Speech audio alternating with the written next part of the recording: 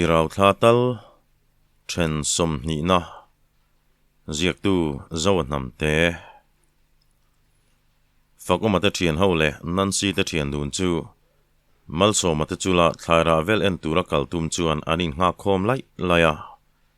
fakomate ron thlen ve ta ka chuan aram lam panin an liam dia nansi chuan anrin lo deuh main em phur chu alo thiam na samaya kani te khuwa ka zin pon ka phur zialom ma se om dan chi nang lo deuh ani hi ka thiam lutuk em phur te chu kan no pan lai train kan zin na sa achang chuan an khuwa kan cham renga kan fe na sa thei lutuk alom anuam ka ti zong takania ati siam maya an thian dun chuan meite tongin biain an nui areng mai fakoma thian te chuan sap tong an thiam ve bok si lo an biak du po chuan fakoman an tong chu alo le sakanga ya an ma ni ho chuan an nula kal puite an mel that thu le nuam an ti thu te an soi ve naka fakoma chuan nansi te thian dun chu an hnung lama chuan chom ve nakin nansi chu a hmangai berbula omani boka a hlim kher mai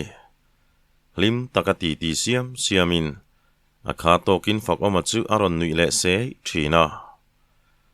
malso mate thlam an thlen chuan thlam nam thlak chu hongin thu thlan dai pa chuan meizial te zuin an ti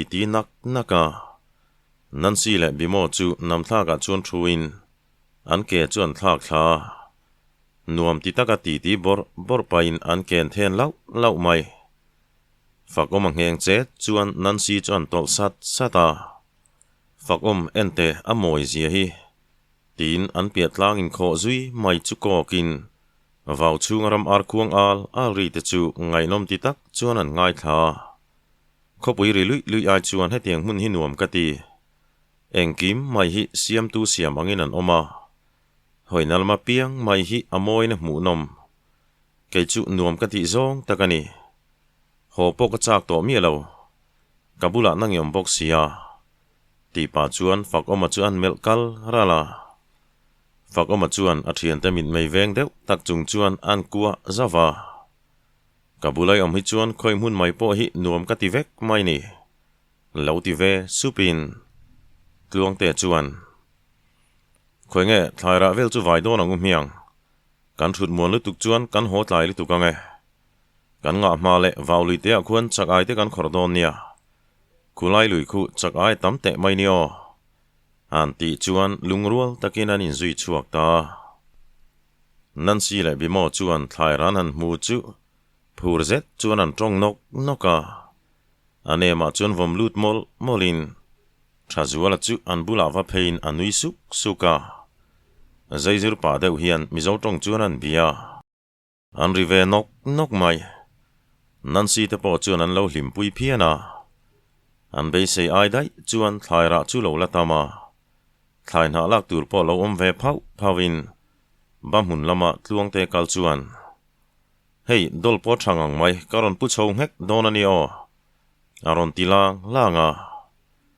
pangbal te chu anan chowa rin ai tak chuan alo taka mani zona chuan hlim takin an nui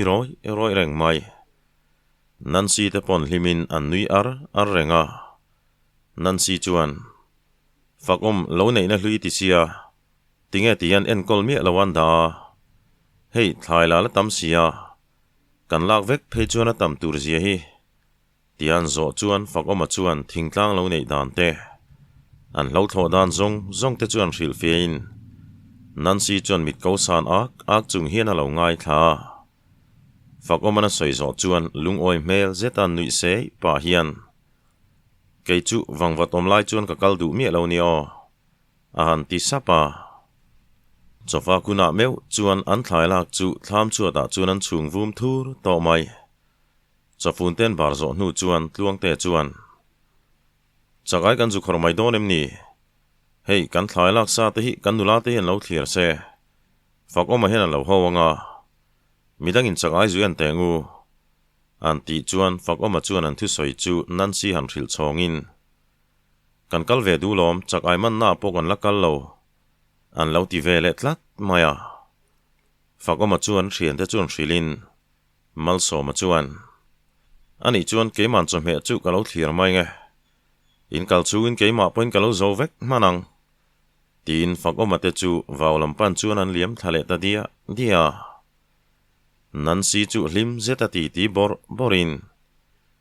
chaka hi luya chuan kalaman mi lawa kanu leisa baketami kaman towa kakuta min chepa anna takania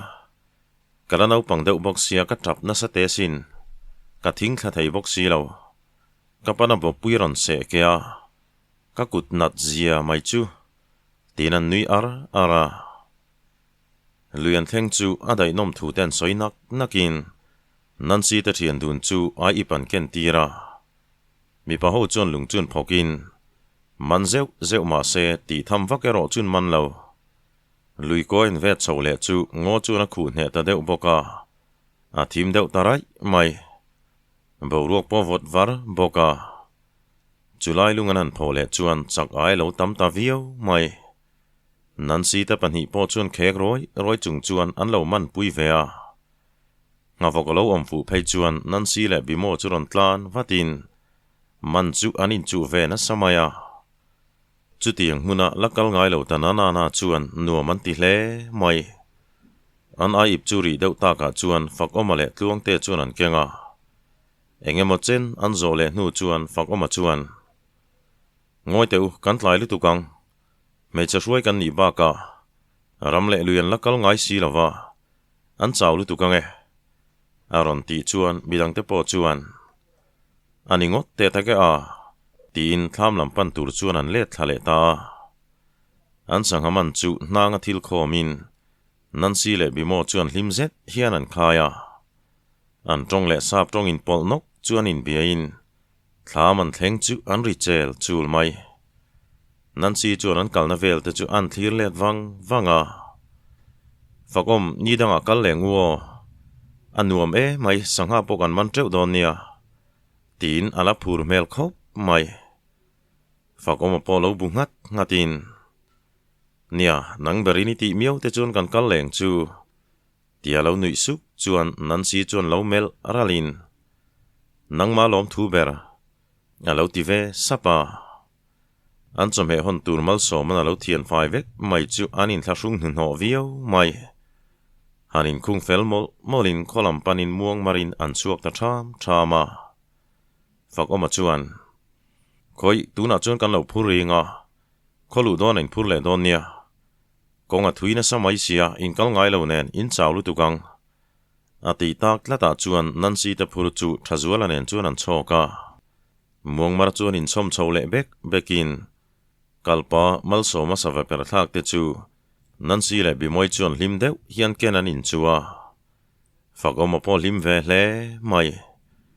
abei se ai chuan Nancy chuan an khua le an khosak dan chu nuama tin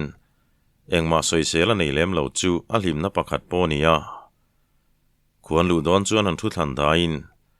an kal le don chuan Nancy le bimoi chuan em chu an phur ve le ta thunga heti lai me khian muak le zon te chuan zon te mi khual chu an lo thut chila moka chuan pudara chu aizo lam chu ral muang vak lo ti naim ni kei nam si paya hin in pek ve mai ka du ni hetiang ringota tlangwala pumpa omreng mai hi adik pon ka shelo baka kan vaingal sang ho hi ka du ainan chero wama mani rin hlel wang mai maya chu tiang anun chan khopa in soi sak shim po chu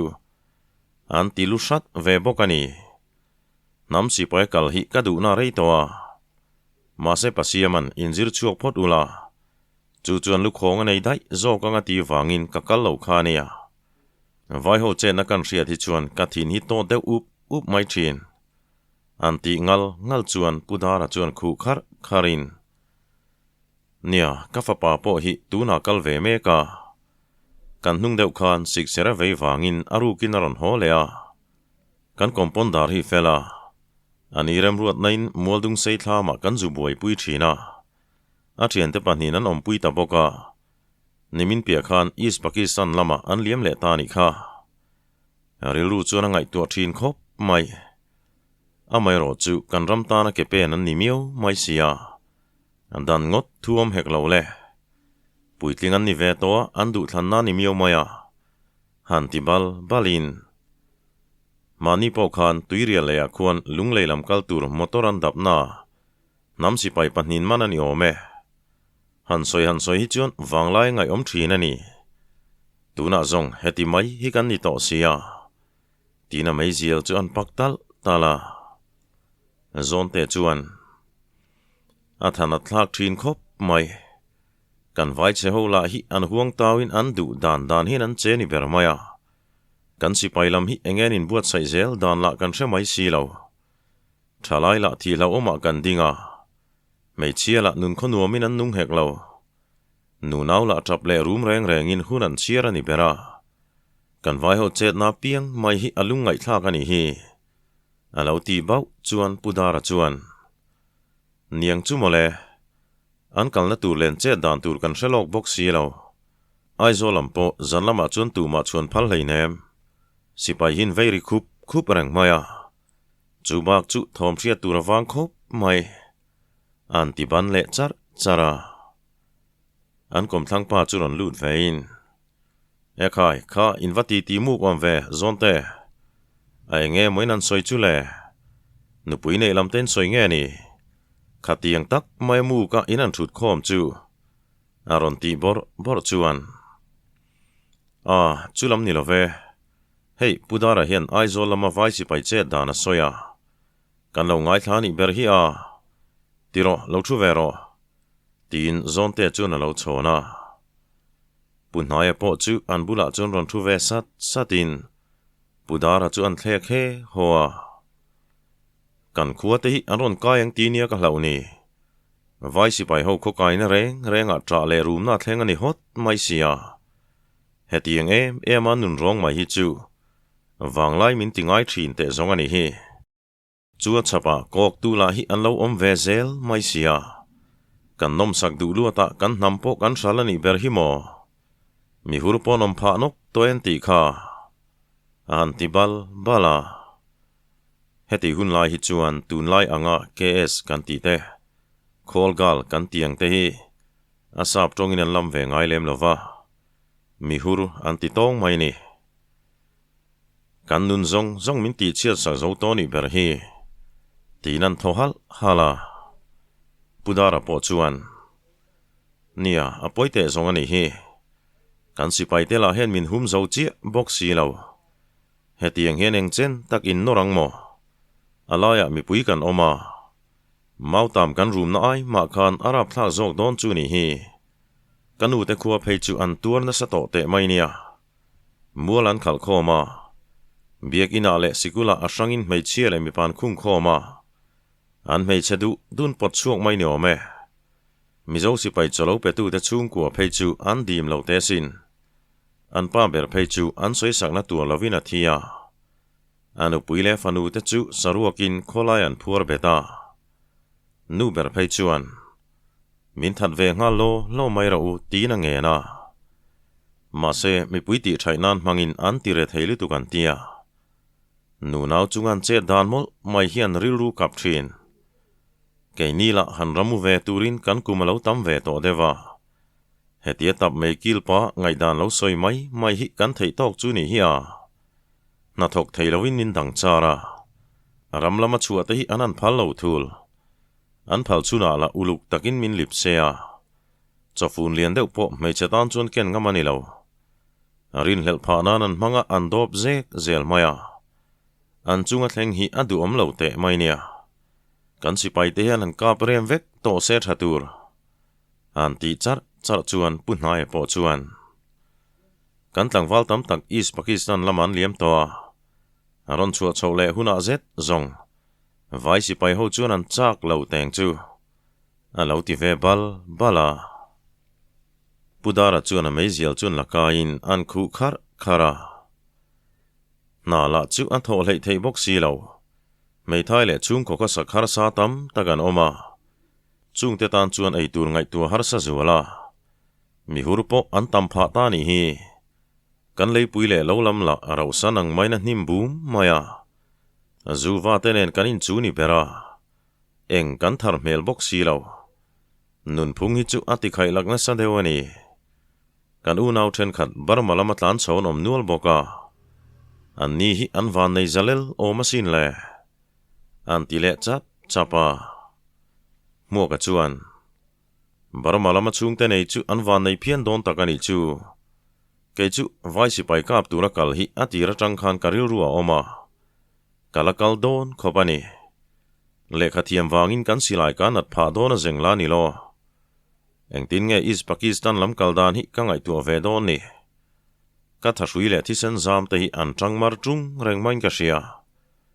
engtik nia ma chuan kan pasal tha mua ka le hoten vai sipai ke man lu chua vai sipai pon ro chimit vek ti thu hi in la siang thu tak zet chuan an tia zonte chulo ni chuak hakin muaka mumang rama cheng chung chuan thu tak kar aron tong ve to lo te mumang ram ne na chopol ni chi kan soiri lo hi ai nga ti lo tong vai ve chen mai ni tia lo khak chuan muaka la chu alo diau lo na samaya ai nga ka tong vai ngotang le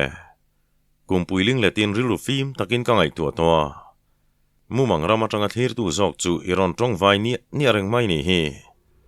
mani ram le nam mangai na chang po shelo che hian fakomanen hian me chabula tol shu ulainin me tok chiani keizong silong lama le po hi ka tum to lo ral ka do don ani a han ti muka zonte chu anui zavio mai punhaya polo ni ve thain in thian pa hi chu in tluk lo deuh chu ni hi a han ti chuan an nui ta hok hloma pudara chuan mani khan volunteer zongin aizol veng sanga namsi pai hi aronin zar phara zatel chun lalu ten ti khamole thingtlang lama po hian an zong kual ve renga in khuwa po hian an laron kain karing nulatam takpo anin pe ve niom takani mi pa chau pon ni bik lo ni o masin an ti chu mua ka chuan soi zom ma chuan lo pot chatin chu mai chia ponom nu le ti lo pudar mi pa chawan ni lo phei chuan nu pui tur po khopui nula mel tha tak takan kat nok don ani chu ram hangai bok nu pui mel tha nei bok aman hla don ani chu an ti zata zon te nu in sum chu asen tran mai mua ka le tiaron nui phu hukin akhur ngal ngata pudara la chuan mua ka zia chu a hrembok si lo zonte chu en he ho to maya punhai chuan lo tla khalin ani thian dun hi zong an thu hi kan hlimpui beran ni thina an ti ta ka chuan pudara po han tho halin rebekin ti phei ka chu a hleitling na mel thate mai nia an ti le daya mua ka ngai ven zong takani chu engtin ngai hriata a lo ti chuan pudara chuan nui hakin kan kom thlang tlang wal hi kal vea kan zu thla na lama ka hmulom a ngau boxi mel thata kani an ti chu mua ka chuan en dau mai pudara chuan mani khan kan veng pa si pai tangpo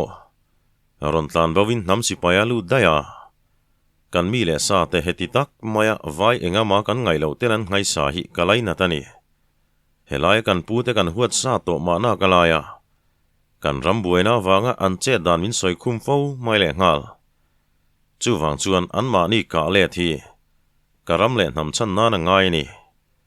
ka than pui te chu ron ti lo sham se ka du ngot mai a ti an ti kha an ti le bal chuan zon te chuan silong lama kanin lu na pa po hi sipai nia athin rim thu hi a soina sa ve thina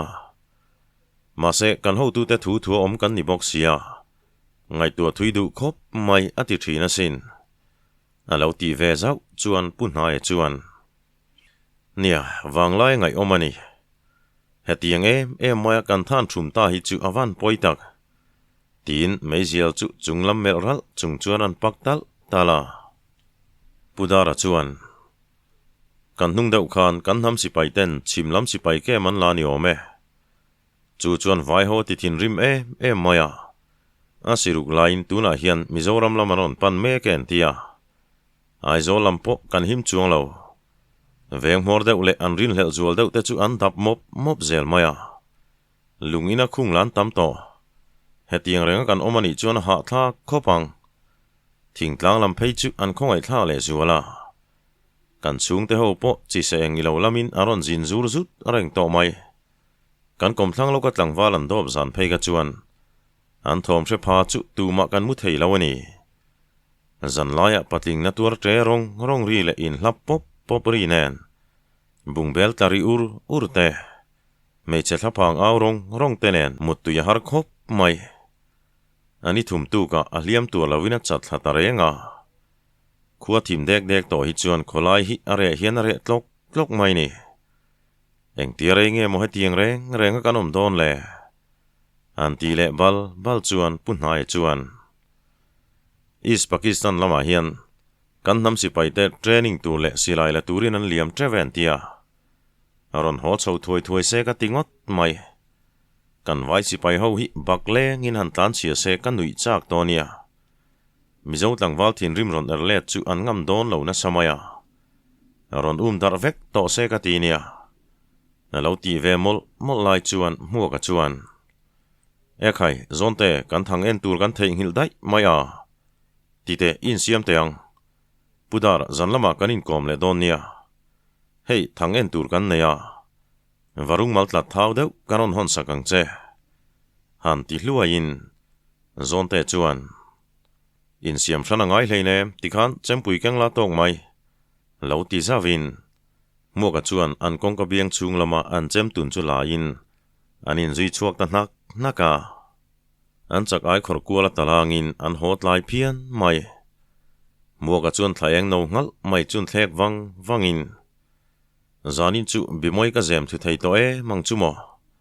kan na ganula ai khan a mel po en china dol dai zo ka ni hi an cham chung hen kher thlung mana ngai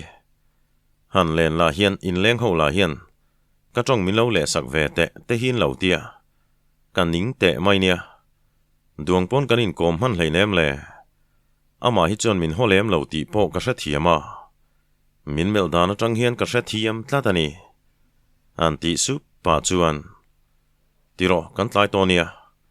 ka bi moi bula ka tam han don lo tak nia le han ti zom zatin zonte chuan nui hak chung hian hu ha hi eng nam pe nge mani le in thloi rim thin lalrem ru ti khian hu han ham ka ni e atia ke nam pe nga hian kan bo mai khopa aralte siek eng kan ni hi ka hre hlur ringota hetiang lama hian eveng vadai zokin ka hria an ti chuan mua ka chulo nui hakin hetiang lama chuan nangai chuan kong tin reng ka veng vazok chu ni hu ha chu point ham peng an nia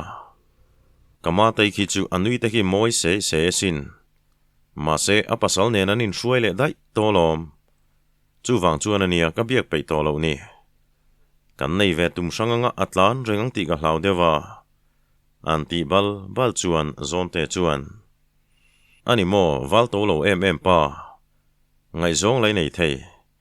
an mela thavek boka ma se an ngai zong ve chem tiro ngai tuana ti thui khop mai an lo ngai zong ve lo lawang che ti hi ka lo hlau thin an ti bal chuan mua ka chu meng room kher mai kal mai te ka chui zat don chenge mani ti pa chuan a kal butlut maya fakomate choi kham chu nansi chuan thlengsil chu tharin fakomanu chuan khoi keman karon silang tin anin ne ka nansi chuan fakom kanu hi hrilte hetiang chu nulati turalom nula omreng lai nuinan sil ngai lo kan khuwa nuin thlengan sil ngai lo reng aron ti chuan fakoma chuan anu chuan hril chonga ani po chuan nui var chung hian oi mama nei ngeng cheo nansi hi nula fel takani ami zia reng mai hi adam thlap maya tia apasal bula chuan thuin anui vara mo fel takinei don ani hi anti sap chuan fakoma pa chuan amit lo chin ak pa hian nia inulat lai min ti hre chuak rum zel mai inulat lai po khan nula fel le mel tha tian soi hat thin khai nia kananin nei zet khachu tuar tak khan tam mole mi tui ne la le kha ron zia kur ngiai ngoi te khan kat nok maya pawan nei hi chu ka van ni tak em tia lo nui suk chuan fakomanu chuan an hnunga han chum tain ti ve zia su hi sual le lutuk mai tina nui ara heti me klai hian siam tei chuan kapi naktuwa kan zin don sia maraminen sota kan thian nuin le khamin thondu kan valam lokange marvenga nia kan reilawang ama nuam samwak lawa aron chual hei thelawa tlaya khan miron cha ti pa chuna sam chuan khui dala api chuan varelo ula naktuk motorin chuang don sia in chawlu tukange kathil thon tur ho po hi kalau khung kho mange thlai rep te hi an lo nei velo takin hon then teu kan ei seng don chuang lo tin vok cho chu a chok mola siam te chuan chua pa hian kan rei lawang nia ke po mun ma ka du tin marami lo kal nen chuan an in to ka kom chak lama chuan engma soilo chuan an in zui chhota mun theng thonuam deuh lai chuan an pan hi chuan thuin marami chuan lo ho le wat ro iom lo chuan ka khua har don ania itel lo chuan khoya ma ka chuak pe lawang an ti sap chuan siam tei chuan oi cham reng chepo ti la e ka pe teu lo mai min soi du don na samai sia baga katan po hian za thak vea fakoma chu ka be se ngam to hau lova be se chia po ka ruat lo amai ro chu voi khatal a mel mu le hrim chu ka cha kani min mu velem lo ma se ka mu chu na tok mai maram ka thin lung le keima nge po hi kain bumin kain soi sa ni ber hi a ala ka kariru puddan hi ka thak danglam thei si lo mangai na omzia tak hi ka shefia don tran chawin ka ria ka du zong hi ka mangai zong emo ka ti ni berin ka hreta tin min mangai emo ka ti te hian ka moi na chau hi ni an lo mangai chu fakomari ru ka tina ang chia khan keipo ti na tin ka om non on ani ber hi an ti nia chuan siamte in ngai tu lungai lu tuksu thin lunga thi thei don chuang lo ma se kan huai sen na som khoma malam kan pan sham angai mi pon an mangai berle an du berten nei thelo thu ni hi an soi kur ve nguai thoni ma se im hu chak ta sa i huai sen na zong ka som khomin voi khatal biak tumla ti chuani thol hok mayang ani pon la shareng chea i chunga rilu puddan po ala danglam lo mai thesin an ti sap chuan siam te chun ngoi wangin maram ti phung leng thian ho kan soi chang po adu lo dan berania min biak du ka ring lo ma se ka mangai ber khani miau maya voi khatal a mel mu le ram chu ka du ni tinan ngoi dun ta wanga ole hemi thena tan chuan khati chin kha alo ni le ta he thon thu sei ta ka ni lova atop kan nai don toin ka ria hei lom thu soina tur te po miron thon to tlat maya atop don nai ni ka ring